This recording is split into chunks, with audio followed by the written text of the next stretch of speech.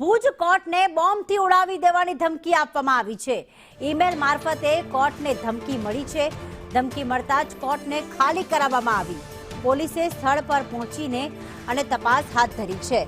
તો ભુજ કોર્ટને ઈમેલ દ્વારા બોમ્બથી ઉડાવી દેવાની ધમકી આપવામાં આવી છે। પોલીસે સ્થળ પર પહોંચી તપાસ હાથ ધરી છે। ભુજ કોર્ટને બોમ્બથી ઉડાવી દેવાની ધમકી આપવામાં આવી છે। આ પહેલા જે છે અલગ અલગ સ્કૂલો અને કોર્ટને પણ ધમકી મળી ચૂકી છે। ભુજ કોર્ટને બોમ્બથી ઉડાવી દેવાની ધમકી મળતા વિવિધ એજન્સીઓ છે તે સ્થળ પર પહોંચીને તપાસ હાથ ધરવામાં આવી છે।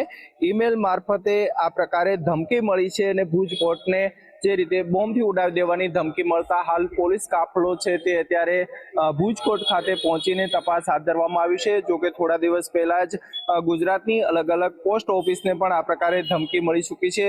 તેના અગાઉ કેટલીક શાળાઓ છે તેમને પણ ઈમેલ મારફતે બોમ્બથી ઉડાવી દેવાની ધમકી મળ્યા બાદ હવે ભુજ કોર્ટને પણ આ પ્રકારની ધમકી મળતા અહીંયા તમામ સાવચેતીના પગલાં અત્યારે લેવામાં આવી રહ્યા છે। ડોગ સ્કોડ અને બોમ્બ સ્કોડને પણ અત્યારે ભુજ કોર્ટની અંદર બોલાવવામાં આવી છે। આખી ભુજ કોર્ટ છે તેને ખાલી કરવામાં આવી છે। સામાન્ય રીતે અહીંયા સવારના સમયે અરજદારો વકીલો પોતાનું કાર્ય કરી રહ્યા હતા। તે જ સમયે જ્યારે ધમકી મળતા વિવિધ સુરક્ષા એજન્સીઓ છે તે સતર્ક બની છે અને અત્યારે સમગ્ર જે કોર્ટ પરિસર છે તેમાં તપાસ કરવામાં આવી રહી છે।